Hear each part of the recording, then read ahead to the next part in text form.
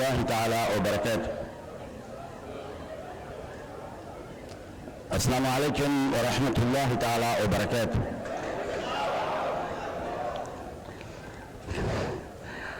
الحمد لله رب العالمين، والصلاة والسلام على سيد المرسلين وعلى آله وصحبه أجمعين إلى يوم الدين. رب اشرح لي صدري ويسر لي أمري واحلل عقدة من لساني يفقهوا قولي.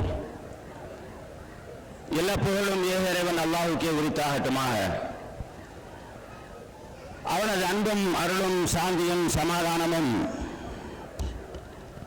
நமது இறுதி இறைத்தூதர் நபிகள் நாயகம் ஸல்லல்லாஹு அலைஹி வஸல்லம் அவர்கள் மீதும், சத்திய சஹாபாக்கள், தாபீன்கள், தபா தாபீன்கள் மற்றும் இங்கே கூடிக்கூடி இருக்கிற நம் அத்தனை பேர் மீதும் என்றென்றும் இந்தளவட்டுமாக. எல்லாம் வல்ல அல்லாஹு ஜல்ல ஷானஹு தஆலா நம்முடைய இந்த ஒன்றுகுடலை அவனால் ஒப்புக்கொள்ளப்பட்ட ஒன்றுகுடலாக ஆக்கி அருள் புரிவானாக. இங்கிருந்து நாம் பிரிந்து சென்றதற்கு பின்னால் அல்லாஹ்வால் கருணை செய்யப்பட்ட மக்களாக நம்மை நமது இல்லங்களை நோக்கி அனுப்பி வைப்பானாக என்ற முதல் பிரார்த்தனையோடு, TMA உடைய அருமை சகோதரர்களே மற்றும் இங்கு திரளாக வருகை தந்திருக்கிற எனதருமை இஸ்லாமிய சகோதர சகோதரிகளை, எல்லாமுள்ள அல்லாஹ் ஜல்ல ஷானஹு தஆலா வர இருக்கிற இந்த ரமலானை முழுமையாக பயன்படுத்தி நம்முடைய பாவங்கள் மன்னிக்கப்பட்டவர்களாக நம்மை ஆக்கி அருள் புரிவானாக என்ற முதல் பிரார்த்தனையோடு, புண்ணியங்கள் பூத்துக் குலுங்கும் புனித ரமலானை வரவேற்கும் முகமாக நாம் இங்கே அமர்ந்திருக்கிறோம். இஸ்லாமிய சமூகம் எல்லா சூழலிலும் இந்த ரமலானை பெரும் உற்சாகத்தோடு வரவேற்கிறது. அதை நாம் பார்த்திருக்கிறோம். வெப்ப காலமாக இருந்தாலும் சரி, சூடாக இருந்தாலும் சரி, குளிர்காலமாக இருந்தாலும் சரி, கோவிட்டாக இருந்தாலும் சரி,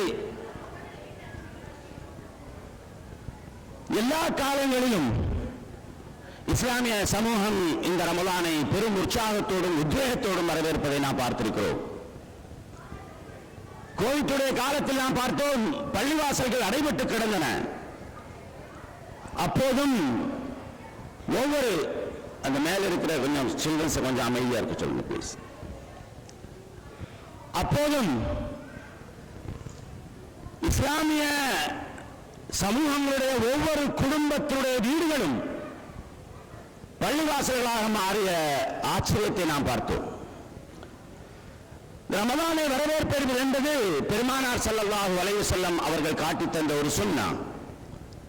அவர்களுடைய நபிவழி நபிகள் நாயகம் ஸல்லல்லாஹு அலைஹி வஸல்லம் அவர்கள் இந்த ரமலானை பெரும் உற்சாகத்தோடு வரவேற்றிருக்கிறார்கள். ஒரு முறை நபிகள் நாயகம் ஸல்லல்லாஹு அலைஹி வஸல்லம் தோழர்கள் அமர்ந்திருக்கிற சபையில் மக்களிடத்தில் சொன்னார்கள், உங்களிடத்தில் என்ன வரப்போகிறது தெரியுமா என்று கேட்டார்கள். தெரியாது அல்லாஹ்வின் தூதரே என்று தோழர்கள் பதில் சொன்னார்கள்.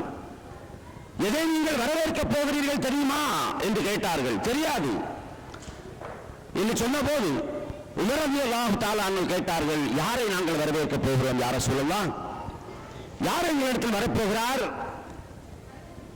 யாரேனும் கோத்திரத்தார் வருகிறார்களா? அவர்களை நாங்கள் வரவேற்க வேண்டுமா? அல்லது யாரேனும் எதிரிகள் வருகிறார்களா மதீனாவை தாக்குவதற்கு? நாங்கள் அவர்கள் குறித்து எச்சரிக்கையோடு இருக்க வேண்டுமா என்று சொன்னபோது பெருமானார் ஸல்லல்லாஹு அலைஹி வஸல்லம் அவர்கள் சொன்னார்கள், இல்லை இல்லை, எதிரிகளும் வரவில்லை, கோத்திரத்தாரும் வரவில்லை. மாறாக பெருமானார் மதீனாவில் இருக்கிறார்கள். மக்காவை சுட்டிக்காட்டி சொன்னார்கள், இந்த மக்காவில் இருக்கிற இந்த காபாவை கிப்லாவாக முன்னோக்குகிற ஒட்டுமொத்த முஸ்லிம் சமூகத்துடைய பாவங்கள் மன்னிக்கப்படுவதற்கான மாதம் உங்களை நோக்கி வர இருக்கிறது. அதைத்தான் நீங்கள் வரவேற்கப் போகிறீர்கள் என்று நபிகள் நாயகம் ஸல்லல்லாஹு அலைஹி வஸல்லம் குறிப்பிட்டு காட்டினார். ஒட்டுமொத்த முஸ்லிம் சமூகத்துடைய பாவங்கள் மன்னிக்கப்படுவதற்கான மாதம் நம்மிடத்தில் வர இருக்கிறது.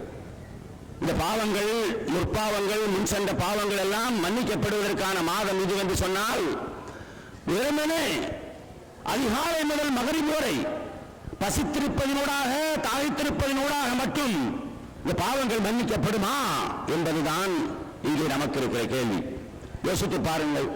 நம்முடைய முன்பாவங்கள் எல்லாம் மன்னிக்கப்படும் என்று சொன்னால் வெறுமனே சுபஹ் முதல் மக்ரிப் வரை நாம் பசியோடும் தாகத்தோடும் இருக்கிற காரணத்தால் மட்டும் பாவங்கள் மன்னிக்கப்படுமா? பெரும்பான்மை முஸ்லிம் சமூகம் அப்படித்தான் கருதுகிறது.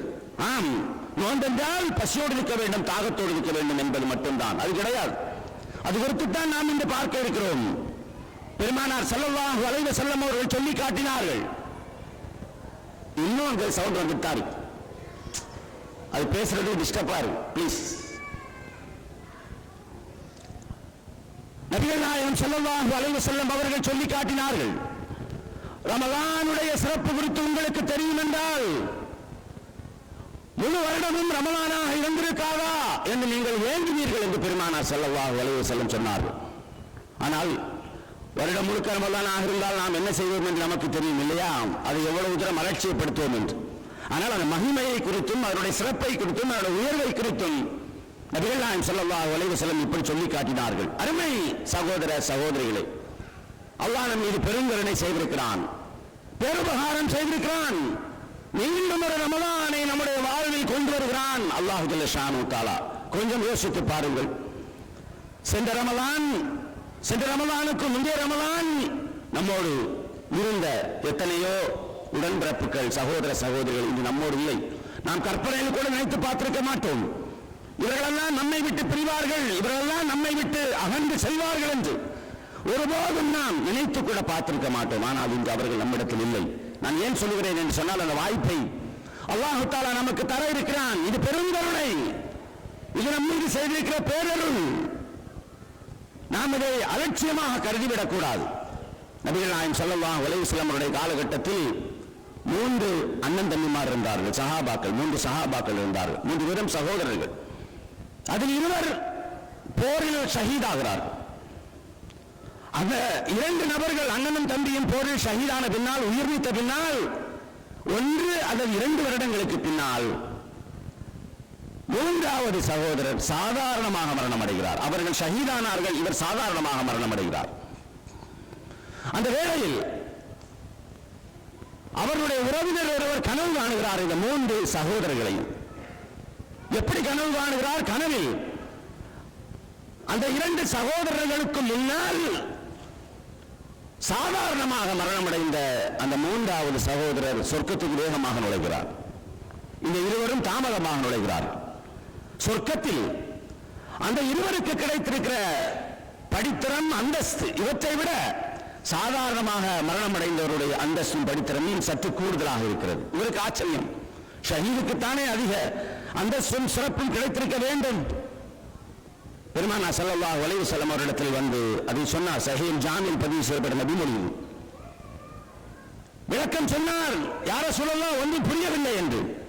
அப்போது நபிகள் நாயகம் ஸல்லல்லாஹு அலைஹி வஸல்லம் அவர்கள் என்ன சொன்னார்கள் தெரியுமா? வல்லதி நஃப்ஸி பியதி, என் ஆத்மா யாருடைய கைகளில் இருக்கிறதோ அந்த அல்லாஹ் மீது ஆணையிட்டு சொல்கிறேன், ஏன் அந்த 3வதாக மரணித்த மனிதருக்கு அல்லாஹ் தஆலா உயர்வையும் சிறப்பையும் ஏன் கொடுக்க மாட்டான்? ஏனென்றால் அந்த 2 சகோதரர்களை விட இவர் நோன்பு வைத்திருக்கிறார், 2 வருடங்கள் நோன்பு வைத்திருக்கிறார், அதிக நற்செயல்களில் ஈடுபட்டிருக்கிறார், தொழுதிருக்கிறார் என்று பெருமானார் ஸல்லல்லாஹு அலைஹி வஸல்லம் அவர்கள் பேச கொஞ்சம் குறைச்சி சொல்லி காட்டினார். பேச கொஞ்சம் குறைச்சி இந்த பெருமானார் ஸல்லல்லாஹு அலைஹி வஸல்லம் அவர்கள் சொல்லி காட்டினார்கள். அந்த 2 சகோதரர்களுக்கும் இந்த 3வதாக மரணித்த சகோதரருக்கும் சொர்க்கத்தில் கிடைத்திருக்கிற அந்த அந்தஸ்து, அந்த படித்தரத்தோட வேறுபாடு என்ன தெரியுமா? வானுக்கும் பூமிக்கும் இடையே எவ்வளவு தூரம் இருக்கிறதோ அதே போன்ற வேறுபாடு என்று நபிகள் நாயகம் ஸல்லல்லாஹு அலைஹி வஸல்லம் குறிப்பிட்டு காட்டினார். யோசித்து பாருங்கள். அல்லாஹ் நம் மீது பெருங்கருணை செய்திருக்கிறான், அல்லாஹ் நம் மீது பேரருள் புரிந்திருக்கிறான், இந்த ரமலானை நமக்கு தந்திருக்கிறான் அல்லாஹ் ஜல்ல ஷானஹு தஆலா. எனவே இதற்காக நாம் அல்லாஹ்வுக்கு நன்றி செலுத்த வேண்டும். ரமலான் தொடங்குவதற்கு முன்னால்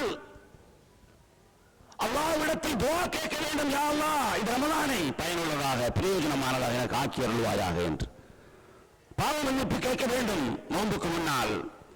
அருமை சகோதரர்களே, எனவே தான் இந்த ரமலான் என்பது சாதாரணமான பசித்திருப்பது, தாகித்திருப்பது, அது மட்டுமல்ல இங்கே நோக்கம். பெருமானார் ஸல்லல்லாஹு அலைஹி வஸல்லம் அவர்கள் இந்த உலகத்தில் வாழ்வதை குறித்து சொல்லும்போது, நீண்ட நாள் எனக்கு உயிர் வாழ வேண்டும் என்ற ஆசை இல்லை என்று சொல்லுவார்கள். இந்த உலகத்துடைய வாழ்க்கையை குறித்து பெருமானார் ஸல்லல்லாஹு அலைஹி வஸல்லம் சொல்லும் போதெல்லாம் நான் ஒரு பயணி என்பார்கள். நான் ஒரு பேசஞ்சர், நான் ஒரு பயணி. பயணம் போகிறோம், என்ன செய்வோம்?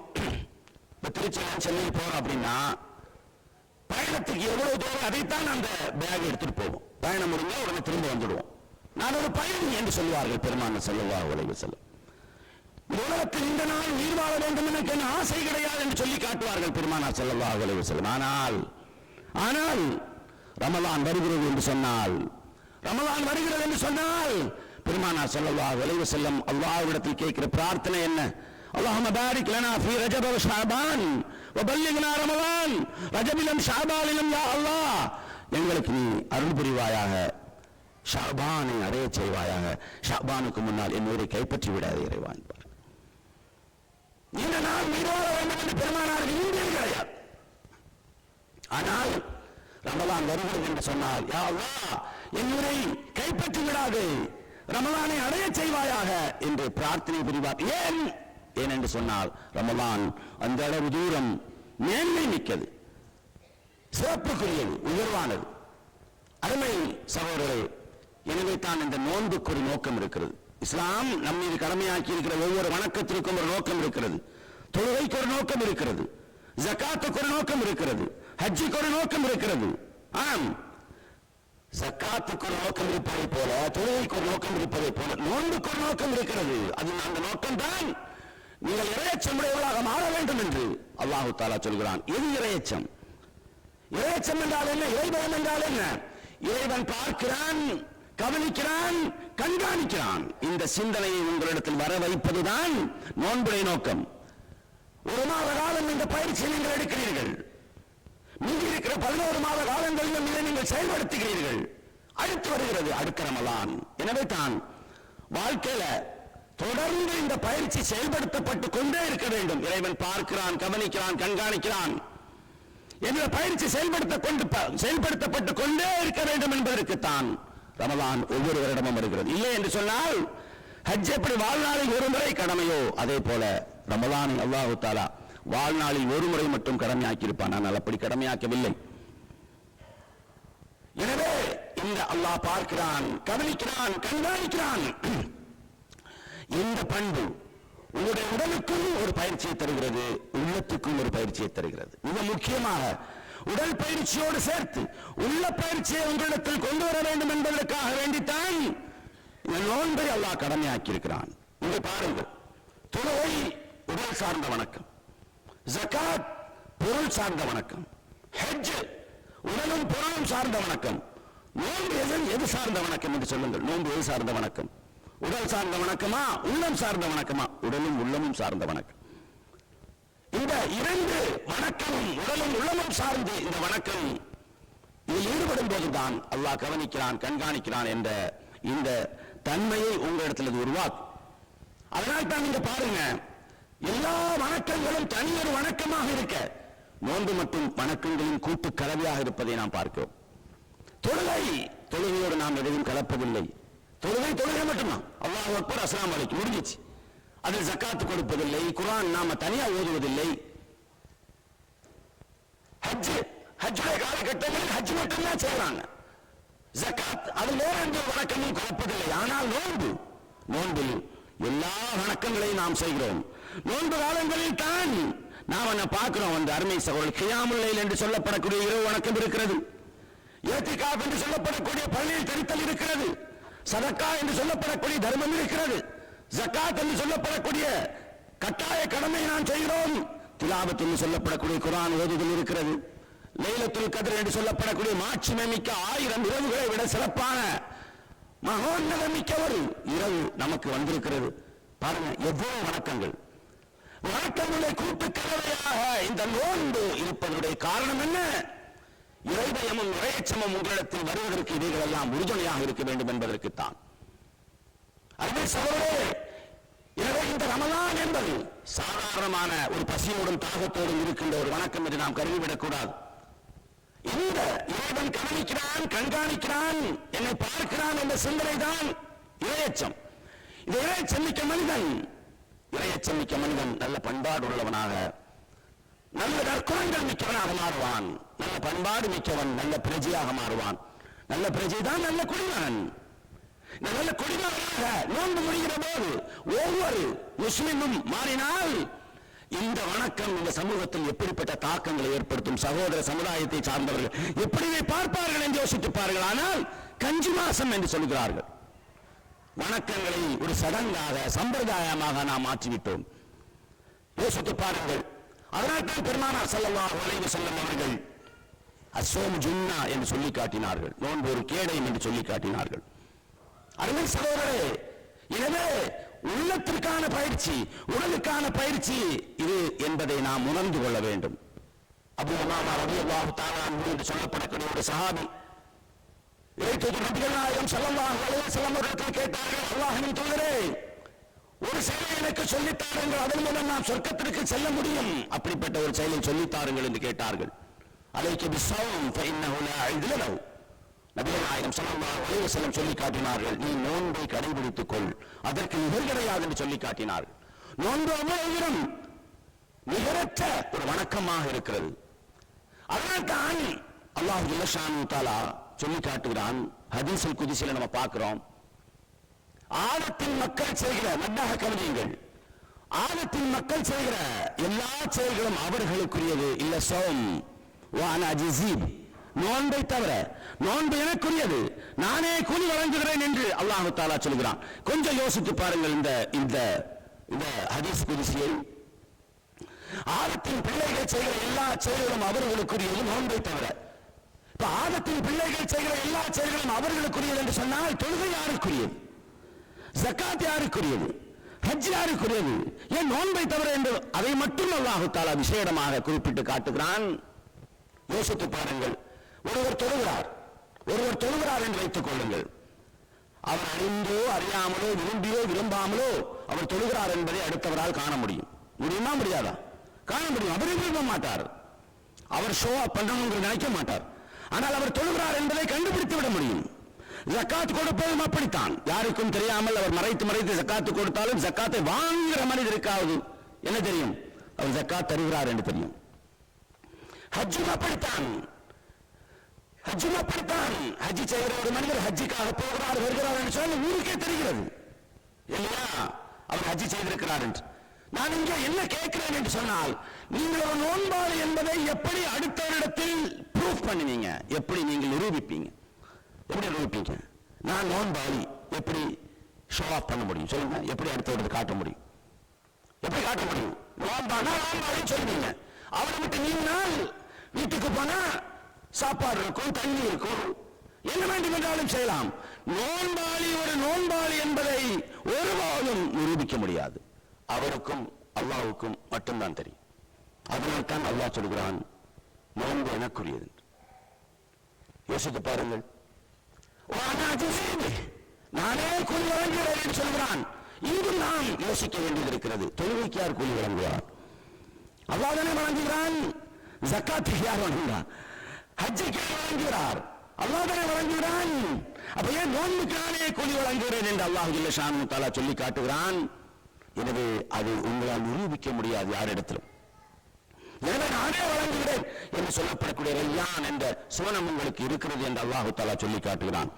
இந்த அரபி இலக்கணத்துடைய வாசக அடிப்படையில் நானே கூலி வழங்குகிறேன் என்றும் அதற்கு பொருள் கொள்ளலாம், நானே கூலியாக மாறுகிறேன் என்றும் பொருள் கொள்ளலாம். அல்லாஹ்வே கூலியாக மாறுகிறான்.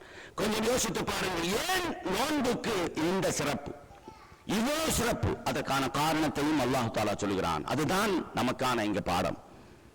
அல்லாஹ் தஆலா சொல்கிறான், எங்கிருந்து அந்த பயிற்சி தொடங்குகிறது என்பதை நீங்கள் பாருங்கள்.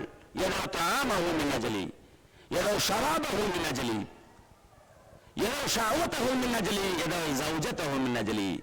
நோன்பு வைப்பவன் பசித்திருக்கிறான், அந்த பசியை எனக்காக தாங்கிக் கொள்கிறான்.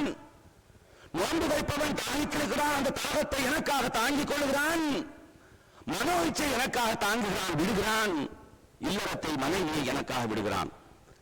அப்ப அல்லாஹ் தஆலா சொல்கிறான், நோன்பு வைத்தவருக்கு பசிக்க வேண்டும், அந்த பசியை அவர் எனக்காக தாங்க வேண்டும். நோன்பு வைத்தவருக்கு தாகம் எடுக்க வேண்டும், அந்த தாகத்தை அவர் எனக்காக தாங்க வேண்டும். மனசு நெஞ்சில கை வச்சு சொல்லுங்க, இப்ப நோன்பு வைக்கிற நமக்கு பசிக்குதா? இப்ப நோன்பு வைக்கிற நமக்கு பசிக்குதா? மக்ரிபுக்கும் முன்னாடி கொஞ்ச நேரம் வேண்டும் என்றால் அசருக்கும் பிட்வீன் அசர் அண்ட் மக்ரிப் கொஞ்சம் பசி எடுக்குமா இருக்கு. அல்லாஹ் இங்கே சொல்கிறான், உங்களுக்கு பசிக்க வேண்டும், அந்த பசி எனக்காக நீங்கள் தாங்கிக் கொள்ள வேண்டும் என்று. ஆனால் இங்கு நோன்பாளிக்கு பசி எடுப்பதில்லை. அங்கே அல்லாஹ் தஆலா சொல்கிறான், அவருக்கு தாகம் எடுக்கும், அந்த தாகத்தை எனக்காக தாங்கிக் கொள்ள வேண்டும் என்று. இங்கே நோன்பாளிக்கு தாகம் எடுப்பதில்லை, யோசித்து பாருங்கள் என்று சொல்லி, அப்ப இங்கே மூன்றாவதாக அல்லாஹ் சொல்கிறான், மனோச்சை எனக்காக கட்டுப்படுத்துகிறான், எனக்காக தாங்கிக் கொள்கிறான். இதுதான் நமக்கான பாடம். உடல் கட்டுப்பாடு மட்டுமல்ல, உள்ள கட்டுப்பாடு. உள்ளம் ஒன்றை சொல்லும், இதை செய் என்று சொல்லும். இஸ்லாம் என்ன சொல்லி இருக்கிறது? மனம் ஒன்றை சொல்லும், அல்லாஹ் என்ன சொல்லி இருக்கிறான்? அதுதான் நமக்கான பாடம். அல்லாஹ் பார்க்கிறான், அல்லாஹ் கவனிக்கிறான். நீங்க யாரும் இல்லாவிட்டாலும் இங்கே சொல்லி காட்டினார்களே, கோன்மைகள் கூட யாரும் இல்லாவிட்டாலும் சாப்பிடுவதில்லை. ஏன் சாப்பிடுவதில்லை நம்முடைய காலகட்டங்களில்? ஏனென்றால் அல்லாஹ் பார்க்கிறான், அல்லாஹ் கவனிக்கிறான். இதுதான் இறையச்சம். இந்த அல்லாஹ் பார்க்கிறான், அல்லாஹ் கவனிக்கிறான், அல்லாஹ் பார்த்துக் கொண்டிருக்கிறான், கண்காணிக்கிறான் என்ற உணர்வு ஏழை நாட்களில் பொய் பேசுகிற போது, பான் பேசுகிற போது, கோல் மூட்டுகிற போது, கோபம் வருகிற போது அல்லாஹ் தடை செய்த செயல்கள் இல்லையா? ஏன் அந்த உணர்வு உங்களுக்கு வருவதில்லை? ஏன் கட்டுப்பாடு உங்களுக்கு வருவதில்லை என்பதைத்தான் அல்லாஹ் தஆலா இங்கே கேட்கிறான். அப்ப அல்லாஹ் ஜல்ல ஷானஹு தஆலா என்ன சொல்கிறான்? அவனுக்காக பசித்திருக்க வேண்டும், அவனுக்காக தாய்த்திருக்க வேண்டும். ஆனால் கொஞ்சம் யோசித்து பாருங்கள், இஸ்லாமிய சமூகம் இஃப்தாரிலும் ஒரு கட்டு கட்டுகிறது, சஹரிலும் ஒரு கட்டு கட்டுகிறார்கள் இல்லையா? நீ எங்க ஊரெல்லாம் ஒரு பழக்கம் இருக்கு. இஃப்தார் முடிஞ்சிச்சு, தராவி, அந்த தராவி முடிஞ்சு போன பின்னாடி இடை சஹர் என்று சொல்வார்கள், மலையாளத்தில் இடை அத்தாழம் என்று சொல்வார்கள். அப்ப 3 வேளை சாப்பிடுகிறார்கள். அப்ப அல்லாஹ் தஆலா சொல்லுகிறான், பசித்திருக்கிறான், பசி எனக்காக தாங்கிக் கொள்கிறான் என்று. இவனுக்கு பசிப்பதே இல்லை. என்ன பயிற்சி நாம் எடுக்கிறோம்? யோசித்து பாருங்கள், யோசித்து பாருங்கள் அருமை சகோதரர்களே. எனவே இந்த பசியும் தாகமும் குறைந்தால் தானே உடல் வீரியம் குறையும். உடல் வீரியம் குறைந்தால் தானே தவறுகளிலிருந்து நாம் தப்பித்துக் கொள்ள முடியும். யோசித்து பாருங்கள், நெஞ்சில் கை வைத்து சொல்லுங்கள் அருமை சகோதர சகோதரிகளே, ஏனைய மாதங்களுடைய உணவுக்கான பட்ஜெட்டை விட ரமலானுடைய உணவுக்கான பட்ஜெட் கூடுகிறதா குறைகிறதா? கூடுகிறதா குறைகிறதா? அல்லாஹ் பசித்திருக்கும் மாதம் என்கிறான், தாயித்திருக்கும் மாதம் என்கிறான். இந்த இஸ்லாமிய சமூகத்தோட பட்ஜெட் அதிகரித்துக் கொண்டே போகிறது. எங்கு நாம் தவறளித்தோம் என்று யோசித்து பாருங்கள், எங்கு நாம் தவறளித்தோம் என்று யோசித்து பாருங்கள். சாதாரணமாக சாப்பிடுகிற உணவு பழக்கத்தை மாற்றி குறைத்துக் கொள்ள வேண்டும் என்பதுதான் நோன்புடைய நோக்கம். ஆனால் நமக்கு டயர்டாயிடுவோம், சோர்வாயிடுவோம் என்று சொல்லி நாம் அந்த நாட்களில் தான் நம்முடைய உணவு பட்ஜெட் அதிகரிக்கிறது என்று யோசித்து பாருங்கள். எப்படிப்பட்ட புரிதல் நமக்கு இருக்கிறது? சஹாபாக்கள் இந்த நோன்பை எப்படி புரிந்து வைத்திருந்தார்கள்? இது உளப்பயிற்சிக்கான மாதம், இது டயர்ட் ஆவதற்கான, சோர்வடைவதற்கான மாதம் அல்ல. உள்ளமும் உடலும் ஒரு சேர உற்சாகம் பெறுவதற்கான மாதம் இது. அனஸ் ரலியல்லாஹு தஆலா அன்ஹு அவர்கள் சொல்லி காட்டுகிறார்கள். அவரிடத்தில் கேட்டார்கள், உங்களுடைய சகோதரர்கள் எப்படி இருக்கும் என்று, உங்களுடைய சகோதரர்கள் எப்படி இருக்கும் என்று கேட்டார்கள். அவர் என்ன சொன்னார்கள் தெரியுமா? என்னுடைய சகோதரனுக்கும் அதிகாலை ஃபஜ்ருடைய பாங்குக்கும் 50 குர்ஆன் வசனங்களை ஓதுகிற நேரம் இருக்கும் என்று சொல்லி காட்டினார். 50 குர்ஆன் வசனம், 50 ஆயத், 50 சூரா கிடையாது. அம்மா ஜுஸு 40 சூரா, 40 ஆயத். Within 7 or 10 minutes நீங்கள் ஓத முடியும், 7 முதல் 10 நிமிடங்களில். அதுதான் எனக்கான சஹர் உணவுக்கான நேரம் என்று சொல்கிறார்கள். ஒரு பியூட்டி என்னவென்றால் அவர்கள் இந்த நேரத்தை கூட வணக்கத்தோடு தொடர்புபடுத்தி சொல்கிறார்கள். யோசித்து பாருங்க, ஒரு 5 நிமிஷம் நமக்கு சொல்லியிருக்கலாம், 10 நிமிடம் என்று சொல்லியிருக்கலாம். இல்லை, 50 வசனங்கள் ஓதுவதற்கான நேரம் என்று சொல்கிறார். 50 வசனங்கள் ஓதுகிற போது நீங்கள் எவ்வளவு சாப்பிட முடியும்? யோசித்து பாரு, எவ்வளவு சாப்பிட முடியும்? எப்படி அவர்கள் அவங்களோட எல்லாமே அறிவிச்சு இல்லை. அனஸ் ரலியல்லாஹு தஆலா one of the richest companion of Prophet sallallahu alaihi wasallam, பெரும் பணக்கார சஹாபி. அபூ ஹுரைரா ரலியல்லாஹு தஆலா அன்ஹு சொல்லி காட்டுகிறார்கள், ரமலான் வந்துவிட்டால் 10 பேரித்தம்பளங்களை மட்டும்தான் என்னுடைய உணவாக நான் எடுப்பேன். 5 பேரித்தம்பளங்கள் இஃப்தாருக்கு, 5 பேரித்தம்பளங்கள் சஹருக்கு. நீங்கள் அப்படியெல்லாம் 10 பேரித்தம்பளங்கோடு உங்களுடைய ரமலானை முடித்துக் கொள்ளுங்கள் நாம் சொல்லவில்லை. ஆனால் எப்படி அவர்கள் வாழ்ந்திருக்கிறார் என்று பாருங்கள். ரமலானை ஹயாத்தாக்கி இருக்கிறார் என்று பாருங்கள். இப்ப நீங்க நினைக்கலாம், அப்ப டயர்டா இருந்திருப்பாங்களே, இப்ப சோர்வா இருந்திருப்பாங்களே. அதுதான் கிடையாது, அதுதான் கிடையாது. நீங்கள் பாருங்கள், பெருமானார் ஸல்லல்லாஹு அலைஹி வஸல்லம் சொன்னார், அலா உஹ்பிருக்கும் பிமா யذهب வஹ்ர ஸத்ர். உள்ளத்தின் கசட ஹத்துகிற கசடு. கசடு என்றால் தெரியுமா? அழுக்குக்கு மேல் அழுக்கு படிந்து படிந்து படிந்து படிந்து வந்தால் அது கசடு. ஸ்டெயின்லெஸ் ஸ்டீல் சொன்ன ஸ்டெயின் அது மாதிரி உள்ளத்தின் கசடகட்டுகிற ஒரு செயலை உங்களுக்கு நான் சொல்லித் தரட்டுமா? பெருமானார் ஸல்லல்லாஹு அலைஹி வஸல்லம் கேட்டார்கள். ஆம் யா ரசூலல்லாஹ் என்று சொன்னபோது பெருமானார் ஸல்லல்லாஹு அலைஹி வஸல்லம் நோன்பு என்று சொன்னார்கள். நோன்பு என்று சொன்னார்கள். நோன்பு உற்சாகத்தை தரும், உடல் வீரியத்தையும் உள்ள வீரியத்தையும் தரும். நீங்கள் பாருங்கள், வரலாற்றில் பொன்னெழுத்துக்களால் பொறிக்கப்பட்ட இஸ்லாமிய வெற்றிகள் எல்லாம் ரமலானுடைய மாதத்தில் தான் நடந்திருக்கிறது. நான் அந்த பட்டியலை பார்த்தபோது எனக்கு ஆச்சரியமா இருக்கும். நீ ஏழு கூட சர்ச் பண்ணி பார்க்கலாம். அவ்வளவு தூரம் ரமலானுடைய காலகட்டத்தில் தான் பெரும் வெற்றிகள் நடைபெற்றிருக்கிறது. பத்ர் போர் ஹிஜ்ரி 2 ரமலானுடைய காலகட்டத்தில் தான் நடந்தது. மக்கா வெற்றி ஹிஜ்ரி 8 ரமலானுடைய காலகட்டத்தில் தான் நடந்தது. காபாவில் சிலை உடைக்கப்பட்டது ஹிஜ்ரி 8 ரமலானுடைய காலகட்டத்தில் தான். பாரசீகத்துடைய வெற்றி ஹிஜ்ரி 14 ரமலானுடைய காலகட்டத்தில் தான். ஸ்பெயினுடைய வெற்றி ஹிஜ்ரி 92 ரமலானுடைய காலகட்டத்தில் தான். ஹந்தக்குடைய வெற்றி ஹிஜ்ரி 5 ரமலானுடைய காலகட்டத்தில் தான். இதெல்லாம் பெரும்பெரும் வெற்றிகள், சாதாரணமான வெற்றிகள் அல்ல. சிறிய வெற்றி, பைத்துல் முகத்தஸுடைய வெற்றி, மொராக்கோவுடைய வெற்றி, இந்தியாவுடைய சிந்து சமவெளி வெற்றி என்று நான் நேரம் கருதி பற்றி சுருக்கிக் கொள்கிறேன். எல்லாம் எல்லாம் எல்லாம் ரமலானுடைய காலகட்டத்தில் தான் நடந்திருக்கிறது. எதை நமக்கு குறிக்கிறது சொல்லுங்கள்? எது நமக்கு எதை சொல்லி காட்டுகிறதை சுட்டி காட்டுகிறது? உடல் பலமும் உடல் உள்ள வீரியமும் குறைவதற்கான மாதம் அல்ல, சோம்பலுக்கான மாதம் அல்ல. இது உற்சாகம் பெறுவதற்கான மாதம். இங்கு நான் இன்னொரு செய்தியை சொல்லி காட்ட ஆசைப்படுகிறேன். அருமை சகோதரர்களே, சாதாரண நாட்களில் உணவும் தானமும் நமக்கு ஹலால். பகல் பொழுதில் இன்று இப்பொழுது எல்லாம் எல்லா நேரமும் உணவு ஹலால், தானம் ஹலால், இல்லறம் ஹலால் இல்லையா? அப்ப ரமலானுடைய பகல் பொழுது இந்த இரண்டையும் அல்லாஹ் தஆலா ஹராமாக்குகிறான். உணவையும் ஹராமாக்குகிறான், மானத்தையும் ஹராமாக்குகிறான். இல்லறத்தை விடுங்கள் என்ன சொல்ல வருகிறான் அல்லாஹ் தஆலா? அருமை சகோதரரை கவனத்தில் நிறுத்துங்கள். ஹலாலான ஒன்றையே 30 நாட்கள் என்றால் ஹராமாக்க முடியும் என்றால், அனுமதிக்கப்பட்ட ஒன்றையே 30 நாட்கள் என்றால் தவிர்ந்திருக்க முடியும் என்றால், அல்லாஹ் ஹராமாக்கிய விவகாரங்களை ஏன் உங்களால் ஹராமாக்க முடிவதில்லை என்ற பயிற்சியை தான் அல்லாஹ் தஆலா. அதுதான் இறைபயம், அதுதான் தக்வா, அதுதான் இறையச்சம். அருமை சகோதரரை நீங்கள் பாருங்கள், போட்டி, பொறாமை, புறம், பொய், வஞ்சகம், துரோகம், கெட்ட பேச்சு எல்லாம் ஹராம் இல்லையா? அப்ப அல்லாஹ் ஹலாலாக்கியதே நீங்கள் 30 நாட்கள் ஹராமாக்கிறீர்கள் என்று சொன்னால், அல்லாஹ் ஹராமாக்கியவற்றை உங்களால் ஹராமாக்க முடியும். மனது தூங்கல் வல்லுநர்கள் என்ன சொல்கிறார்கள்? ஒரு செயலை நீங்கள் தொடர்ந்து பயிற்சி எடுக்க வேண்டும் என்றால் 20 முதல் 25 நாட்கள் அதை பயிற்சித்தால் போதும், அதை பயிற்சிக்கு கொண்டு வந்தால் போதும். அது உங்களுடைய வாழ்க்கை ரொட்டீனா வந்துவிடும். இங்கே 1 மாத காலம் நாம் பயிற்சி எடுக்கிறோம், ஹலாலையே ஹராமாக்குகிறோம். ஏன் ஹராமை நாம் ஹராமாக்க மறுக்கிறோம்? யோசித்து பாருங்கள் அருமை சகோதரர்களே. உன் மூஞ்சில முடிக்க மாட்டேங்கிறான், செத்தாலும் எந்திட்டு வாசப்படி மிதிக்காதேங்கிறான். எவ்வளவு பெரிய நீங்க இன்னைக்கு வலைத்தளத்தை திறந்து பாருங்க, பேஸ்புக், ட்விட்டர், இன்ஸ்டாகிராம், எவ்வளவு மோசமான காட்டுத்தீயாய் பரவுகிற வெறுப்பு பேச்சுக்கள். சகோதர சமுதாயத்தவர்களை விடுங்கள், சகோதர சமுதாயத்தவர்களை விடுங்கள். முஸ்லிம்களை எடுத்துக்கொள்ளுங்கள். ஒரு முஸ்லிமுடைய வாயில் அநாகரிகமான வார்த்தைகள் வரலாமா? எப்படி பேசுகிறார்கள், எப்படி எழுதுகிறார்கள் பொதுவெளியில் யோசித்து பாருங்கள். ஒவ்வொரு தொங்கலும் யாரும் அல்லாஹ்விடத்தில் நற்கருபங்கள் எடுத்து காட்டப்படுகின்றன. ஒவ்வொரு செயலுக்குமான நற்கூலியை அல்லாஹ் தஆலா வழங்குகிறான். இதற்கு இவ்வளவு, இதற்கு இவ்வளவு, இதற்கு இவ்வளவு என்று. ஆனால் 2 முஸ்லிம்கள் சண்டையிட்டு பேசாமல் இருப்பதற்கு என்ன கால அளவு? 3 நாட்கள். 3 நாட்களுக்குள் அவர்கள் பேசியிருக்க வேண்டும். ஒவ்வொரு திங்களும் வியாழனும் நற்செயல்கள் எடுத்து காட்டப்படுகின்றன.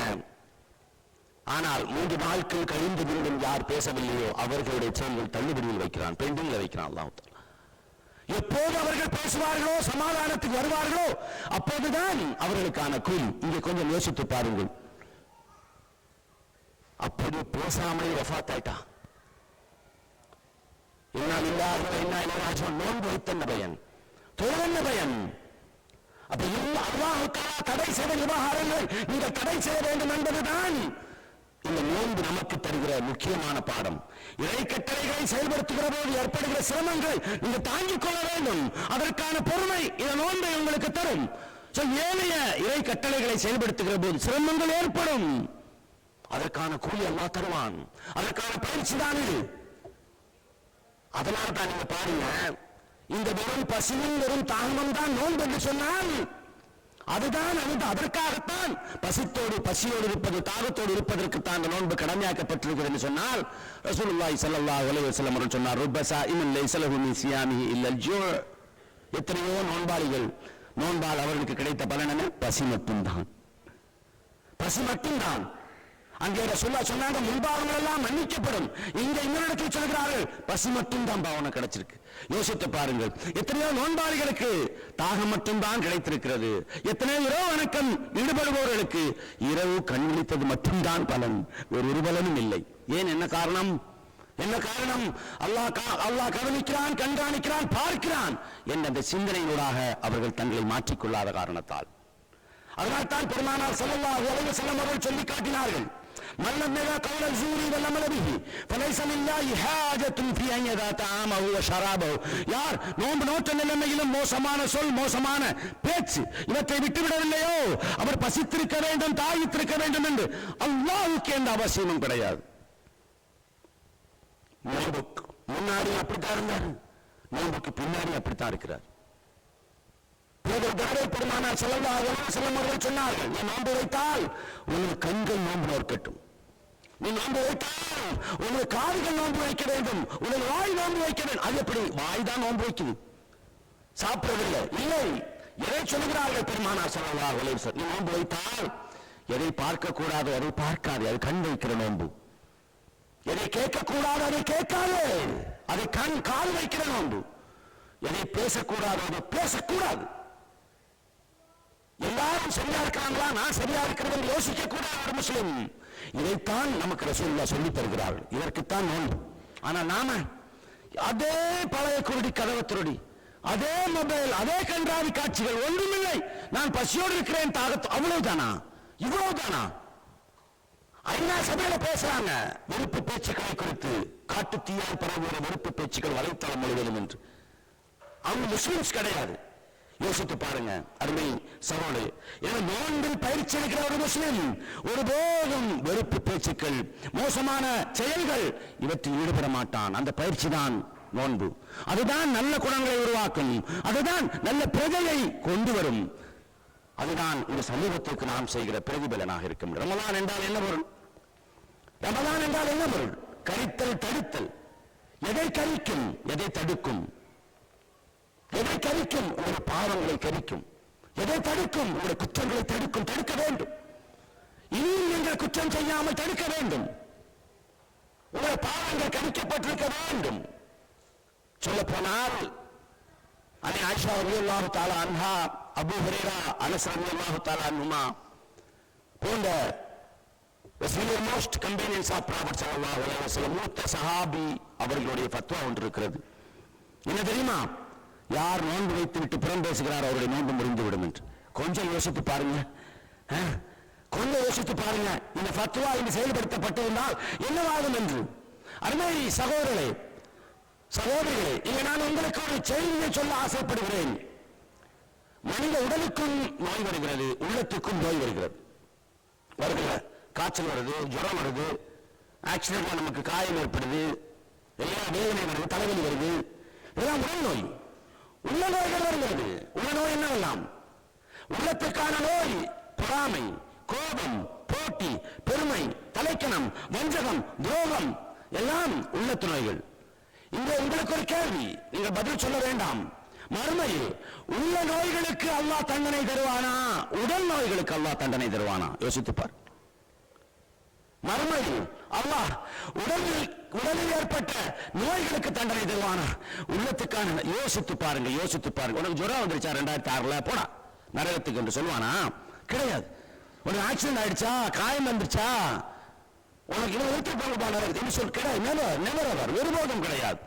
ஆனால் உள்ளத்து நோய்களுக்கு அல்லாஹ் தஆலா பெரும் பெரும் தண்டனைகளை தருகிறான்.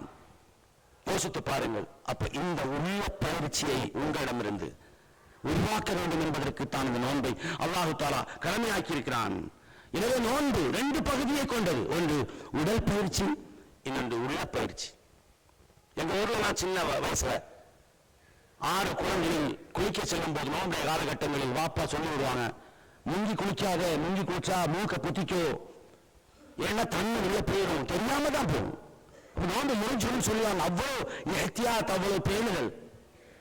பெண்கள் உணவை சமைக்கிற போது நோன்பு காலகட்டங்களில் உப்பு எப்படி பார்ப்பாங்க? உப்பு டெஸ்ட் எப்படி பார்ப்பீங்க? நாக்கில் வச்சுட்டு உடனே துப்பு இல்லையா? நல்ல விஷயம், நல்ல விஷயம். அறியாமல் ஒரு சொட்டு உணவு உள்ளே சென்றால் நோன்பு முடியாது. அறியாமல் ஒரு துளி நீர் உள்ளே சென்றால் நோன்பு முடியாது. இவ்வளவு தூரம் பேணுவதாக இருக்கிற நாம் உள்ளத்து நோய்கள் குறித்து பேணுவதாக இருக்கிறோமா? யோசித்து பாருங்கள். இந்த பயிற்சியல்லவா தருகிறது நமக்கு. யாரும் பார்க்காவிட்டாலும் அல்லாஹ் பார்க்கிறான் என்பதற்காக நாம் உண்ணுவதில்லை. யாரும் பார்க்காவிட்டாலும் அல்லாஹ் கண்காணிக்கிறான் என்பதற்காக நாம் எதையும் அறிவுவதில்லை. அப்போது ஏன் பொய் சொல்லுகிற போதும், புறம் பேசுகிற போதும், துரோகம் இழைக்கிற போதும், யாரும் பார்க்காவிட்டாலும் அல்லாஹ் பார்த்துக் கொண்டிருக்கிற அந்த சிந்தனை வராமல் இருக்கிறது? யோசித்து பாருங்கள். எந்த ரமலானில் அல்லாஹ் நம்மை கவனித்தாரோ அதே அல்லாஹ் தான் ரமலான் முடிந்த பின்பும் நம்மை கவனித்துக் கொண்டிருக்கிறான் என்பதை சிந்தனையில் வைக்க வேண்டும். அருமை சகோதரரே, அதனால் தான் நீங்க பாருங்க, இந்த பெரும்பாலான மனிதர்கள் ரமலானில் பெண்களாக மாறுகிறார்கள். நல்ல விஷயம். ஆனால் ரமலான் முடிந்த பின்பு எனவே இத்தகைய மனிதர்கள் ரமலானை வணங்குகிறார்களா, ரஹ்மானை வணங்குகிறார்களா என்பது ஒரு கேள்விக்குறி. ரமலான் வரும் போகும், ஆனால் ரஹ்மான் எப்போதும் நித்திய ஜீவனாக இருக்கிறான். எனவே அந்த இறைவனை வணங்க வேண்டும் என்பதற்காக வேண்டித்தான் அல்லாஹ் ஜல்ல ஷானு தஆலா இந்த ரமலானை தந்திருக்கிறான். இதுதான் நமக்கான பாடம். இந்த பயிற்சியினூடாகத்தான் மன் காம ரமலான ஈமானன் வ இஹ்திசாபன் குஃபிர லஹு மா தகத்தம மின் தம்பிஹி, யார் ஈமானோடும் இறைவன் எனக்கு கூலி தருவான் என்ற சிந்தனையோடும் நோன்பு வைக்கிறாரோ அவருடைய முன்பார்கள் எல்லாம் மன்னிக்கப்படும் என்று அல்லாஹு தஆலா உடைய தூதர் சொல்லி காட்டுகிறார்கள். இந்த சிந்தனையோடு நீங்கள் நோன்பு வைக்க வேண்டும். வெறும் பசியோடும் தாகத்தோடும் இருப்பதல்ல. ஆனால் இந்த இந்த உண்மையான யதார்த்தம் நோக்கம் அடிபட்டு போகிற போதுதான் ரமலானில் பள்ளிவாசல்களில் தலைப்பறையில் மக்களை நீங்கள் பாருங்கள், தொழுகையாளிகள் எப்படி வருகிறார்கள் என்று. நான் தொழுகையாளிகள் வருவதை குறை சொல்லவில்லை. ஆனால் இத்தனை நாட்களும் அவர்கள் எங்கிருந்தார்கள்? அவர்கள் முஸ்லிம்கள் தானே, அவர்களுக்கும் தோழ வேண்டும் என்று தெரிகிறது அல்லவா? யோசித்து பாருங்கள். அப்படியாவது ரமலான் முழுக்க வருகிறாள் என்று சொன்னால் 10-15 நலிவடைந்து போகிறது. உஸ்தாத் அஜ்ஜல் அக்பர் அவர்கள் அடிக்கடி சொல்லி காட்டுவார். 10-15 நலிவடைந்து போய் மீண்டும் 27 கொதிநிலை வருகிறது. 27 கொதிநிலை வருகிறது. அப்படியாவது வந்தா பரவாயில்ல. ஷவ்வாலில் ஆரிப்போய் மீண்டும் பழைய குருடி கனவை திருடி என்பது போல் மாறுகிறது. எனவே அருமை சகோதரரே, ஷைத்தான் உண்மையாக உணர்வுபூர்வமாக இந்த ரமலானை நோன்பு நோக்க உங்களை விடமாட்டான். பசியோடு இருந்தா போதும்பா, தாகத்தோடு இருந்தா போதும்பா என்று சொல்லுவான். ஷைத்தான் அல்லாஹ்விடத்தில் போட்ட சபதம் என்ன? லா குர்தன்ன லஹும் சிராத்தக்கல் முஸ்தகீம், நான் இந்த மக்களை வழிகெடுப்பேன், அவர்களுக்கு குறுக்கால் அமர்வேன். அல்லாஹ் தஆலா சொல்கிறான். எப்படி அவன் சபதம் போட்டான் தெரியுமா? அவர்களுக்கு முன்னால் வருவேன், அவர்களுக்கு பின்னால் வருவேன், அவர்களுக்கு வலப்பக்கம் வருவேன், அவர்களுக்கு எல்லா இடத்திலும் வருவான், விடமாட்டான். இதில் நான் வெற்றி பெற வேண்டும் என்று சொன்னால் உணர்த்துணை பெற்றவர்களாக மாற வேண்டும். இந்த ரமலானை புண்ணியங்கள் பூத்துக்குள்ள ரமலானாக நீங்கள் பயன்படுத்துங்கள்.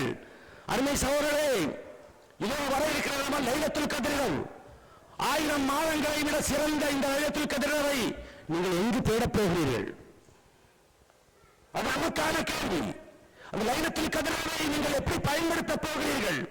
புண்ணியங்கள் பூத்துக் குலுங்குகிற அந்த புனிதமை இரவை பள்ளிவாசல்களுடைய தூண்களுக்கிடையில் தேடப் போகிறீர்களா? அல்லது உங்களுடைய தொழுகை விரிப்பை கண்ணீரால் நனைப்பதனூடாக தேடப் போகிறீர்களா? அல்லது அஸ்தக்ஃபிருல்லாஹ் என்ற தஸ்பீஹ் மணியை உருட்டுவதால் தேடப் போகிறீர்களா என்பதுதான் இங்கே கேள்வி. இதெல்லாம் கூடாது என்று நாம் சொல்லவில்லை. பள்ளிவாசல்களுக்கு தூண்களுக்கிடையில் தேடாதீர்கள் என்றோ முஸல்லாவில் தேடாதீர்கள் என்று நாம் சொல்லவில்லை. ஆனால் இதுவல்ல லைலத்துல் கத்ருடைய மாட்சிமை. மாறாக பெற்றோருடைய திருப்தியில் லைலத்துல் கத்ரை தேடுங்கள். பெற்றோருடைய திருப்தியில் நீங்கள் தேடுங்கள். அங்கே பெற்றோர்கள் கண்ணீரும் கம்பளையுமாக இருக்கிறார்கள். நீங்கள் இங்கே அல்லாஹ்விடத்தில் யா அல்லாஹ் என் பாவங்களை மன்னித்தருள் என்று சொன்னால் அல்லாஹ் என்ன நினைப்பான்? அல்லாஹ் என்ன நினைப்பான்? லைலத்துல் கத்ரை தேடுங்கள். சகோதரருடைய அன்பில் பிணைப்பில் நீங்கள் லைலத்துல் கத்ரை தேடுங்கள். உறவுகளோடு சேர்ந்து வாழ்வதனூடாக லைலத்துல் கத்ரை தேடுங்கள். பசியோடு இருப்பவருக்கு பசியார உதவுவதன் மூலமாக நீங்கள் லைலத்துல் கத்ரை தேடுங்கள். ஆடை இல்லாதவருக்கு ஆடை கொடுப்பதனூடாக நீங்கள் லைலத்துல் கத்ரை தேடுங்கள். அச்சத்துடன் வாழ்பவர்களுக்கு ஆதரவு கரம் நீட்டுவதனூடாக நீங்கள் லைலத்துல் கத்ரை தேடுங்கள். அநீதி இழைக்கப்பட்டவர்களுக்கு உதவுவதனூடாக, அநாதைகளை ஆதரிப்பதனூடாக, ஏழையின் கண்ணீரை துடைப்பதனூடாக லைலத்துல் கத்ரை தேடுங்கள். அது ஒரு நாள் அல்ல, கடைசி 10 நாட்கள் எந்த நாட்கள் வேண்டுமென்றாலும் இருக்கலாம். மிக முக்கியமாக இறை திருப்தியினோடாக நீங்கள் லைலத்துல் கத்ரை தேடுங்கள். என்னை அல்லாஹ் திருப்தியினானா? என்னை அல்லாஹ் ஏற்றுக்கொண்டானா? என்னை அல்லாஹ் ஜல்லஷானுஹு பொருந்தி கொண்டானா? என் பாவங்களை அல்லாஹ் மன்னிப்பானா? அதற்கு தகுதியுடன் நான் இருக்கிறேனா என்று உங்களை நீங்கள் யோசிப்பதனூடாக லைலத்துல் கத்ரை தேடுங்கள். நான் வாய்மையோடு இருக்கிறேனா என்று யோசிப்பதனூடாக லைலத்துல் கத்ரை தேடுங்கள். அல்லாஹ்வுக்கும் அல்லாஹ்வுடைய தூதருக்கும் கட்டுப்பட்டு நடக்கிறேனா என்பதனூடாக லைலத்துல் கத்ரை தேடுங்கள். இந்த தீனுக்கு, இந்த மார்க்கத்திற்கு என்னால் முடிந்த பங்களிப்பை நான் செய்கிறேனா? எப்படிப்பட்ட ஒரு மார்க்கம் நமக்கு அல்லாஹ் தஆலா தந்திருக்கிறான் யோசித்து பாருங்கள். மாற்றுமத சமூகங்களை பாருங்கள். படித்தவர்கள், மேலைகள் எப்படிப்பட்ட செயல்களில் ஈடுபடுகிறார்கள். மாட்டுக்கு பின்னால் அலைகிறார்கள். முயற்சி தேட்டாது, கற்பனை கூட செய்ய முடியவில்லை. அல்லாஹ் தஆலா எவ்வளவு பேர்களை செய்திருக்கிறான் நமக்கு இல்லையா? இந்த அல்லாஹ் நமக்கு ஆண்டவனாக வந்திருப்பது எவ்வளவு பெரிய பேரும் கருணை, பேரருள். இந்த மார்க்கத்திற்கு நான் என்ன செய்திருக்கிறேன்? முடிந்தவரை முழுமையாக இஸ்லாத்தை பின்பற்றுவதில் நான் எப்படி இருக்கிறேன் என்று யோசிப்பதனூடாக நீங்கள் லைலத்துல் கத்ரை தேடுங்கள். அருமை சகோதரர்களே, இஸ்லாத்தில் ஒரு பொது விதி இருக்கிறது. சனாஉல் மஅரூஃப் தகீ மசாரிய ஸூ. கெட்ட செயல்களை நல்ல செயல்கள் தான் அழிக்கும். கெட்ட செயல்களை நல்ல செயல்கள் தான் அழிக்கும். நாம் தப்பு பண்ணிட்டோம், தவறு பண்றோம், அஸ்தக்ஃபிருல்லாஹ் சொன்னால் போதுமா? அஸ்தக்ஃபிருல்லாஹ் சொன்னால் போதுமா? இறைவனுக்கும் நமக்கும் இருக்கிற பாவங்கள், விவகாரங்கள் என்றால் அஸ்தக்ஃபிருல்லாஹ் போதும். மனிதனுக்கும் சக மனிதனுக்கு நாம் செய்திருக்கிற துரோகங்கள், துன்பங்கள் அஸ்தக்ஃபிருல்லாஹ்வால் சரியாவாது. அஸ்தக்ஃபிருல்லாஹ்வால் சரியாவாது. நம்மை அறியாமல் செய்திருந்தால் கெட்ட செயல்கள் நல்ல செயல்களை அதிகமாக செய்வதனூடாக அவை ரேஸ் ஆகும், அவை அழிக்கப்படும். ரமலான் அதற்கான ஒரு பொன்னான வாய்ப்பை நமக்கு தருகிறது. ஆம், உமர் ரலியல்லாஹு தஆலா அவர்கள் ஹுதைபியா உடன்படிக்கையின் போது பெருமானார் ஸல்லல்லாஹு அலைஹி வஸல்லம் அவர்களை எதிர்த்து பேசிவிட்டார்கள், சத்தம் உயர்த்தி பேசிவிட்டார்கள். அவர்கள் சுயநலத்திற்காகவோ தன்னலத்திற்காகவோ அதை பேசவில்லை, மார்க்கத்திற்காக பேசினார்கள். ஹுதைபியா உடன்படிக்கை குறித்து நீங்கள் அறிந்திருப்பீர்கள். எல்லா ஷரத்துக்களும், எல்லா நிபந்தனைகளும் எதிரிகளுக்கு ஆதரவாக, முஸ்லிம்களுக்கு ஒன்றுமில்லை. இந்த போது கோபம் வருகிறது. யார் சொல்லலாம், அவர்கள் அசத்தியத்தில் தானே இருக்கிறார்கள், நாம் சத்தியத்தில் தானே இருக்கிறோம். யார் சொல்லலாம், அவர்கள் நரகத்திற்கு தானே செல்வார்கள், நாம் சொர்க்கத்திற்கெல்லாம் செல்வோம் என்றெல்லாம் கேட்கிறார். பின் ஏன் தயங்க வேண்டும் என்று கேட்கிறார்கள், ஏன் அச்சம் என்று கேட்கிறார்கள். இது பெருமானார் ஸல்லல்லாஹு அலைஹி வஸல்லம் அவர்களுக்கு எதிராக தான் சத்தம் உயர்த்தி விட்டோம், கவரழைத்து விட்டோம் என்று அவர் கருதுகிறார். உமர் ரலியல்லாஹு தஆலா அவர்கள் தன்னுடைய மரண வருவாய்க்கும் 2 அல்லது 3 வருடங்களுக்கு முன்னால் அதிகமாக தொழுதார்கள், அதிகமாக நோன்பு வைத்தார்கள், அதிகமாக தர்மங்கள் செய்தார்கள், அதிகமாக உபரி வணக்கத்தில் ஈடுபட்டார்கள். ஏன் இப்படி என்று கேட்டார்கள். அப்போது அவர் சொன்ன காரணம், நான் ஹுதைபியா உடன்படிக்கையின் போது பெருமானார் ஸல்லல்லாஹு அலைஹி வஸல்லம் அவர்களுக்கு எதிராக சத்தம் உயர்த்தி விட்டேன், அதற்கான பரிகாரமாக இது அமையும் என்று சொன்னேன். கொஞ்சம் யோசித்து பாருங்கள் அருமை சகோதரர்களே. எனவே இது சாதாரணமான ஒன்றல்ல, இது நமக்கான பயிற்சி. ஒரு மாத காலம் நாம் எடுக்கிற பயிற்சி, மீதி இருக்கிற 11 மாத காலங்களில் நாம் அதை செயல்படுத்த வேண்டும் என்பதற்கான அல்லாஹ் தஆலா நமக்கு தந்திருக்கிற பொன்னான வாய்ப்பு. ஒரு காவல் அதிகாரியாக பொறுப்பேற்கிறார் என்று வைத்துக் கொள்ளுங்கள். ஒரு போலீஸ் ஆபீசர் காவல் நிலையத்தில் பொறுப்பெடுக்கிறார். அவர் பொறுப்பெடுப்பதற்கு முன்னால் எவ்வளவு ட்ரைனிங் ஈடுபட்டிருப்பார். ஓடி இருப்பார், சாடி இருப்பார், குதித்திருப்பார், எக்ஸசைஸ் பண்ணியிருப்பார் இல்லையா? பெரும் பயிற்சிக்கு பின் தான் காவல் அதிகாரியாக அவர் பொறுப்பெடுத்திருப்பார். போலீஸ் ஸ்டேஷன்ல வர்றாரு, பொறுப்பெடுக்கிறான்னு வச்சுக்கோங்க. அந்த ஊர்ல ஒரு கலவரம் வருது. அந்த கலவரம் நடக்கிற ஸ்பாட்டுக்கு இந்த போலீஸ் ஆபீசர் போறாரு. போய் அப்படியே கையை கட்டிக்கொண்டு வேடிக்கை பார்க்கிறார் என்று வைத்துக் கொள்ளுங்கள் அந்த காவல் அதிகாரி. நாம் அவரை என்ன சொல்லுவோம்? கலவரத்தை அடக்கவும் செய்யல, பேசவும் இல்லை, சும்மா வேடிக்கை பார்க்கிறார். நாம் என்ன சொல்லுவோம்?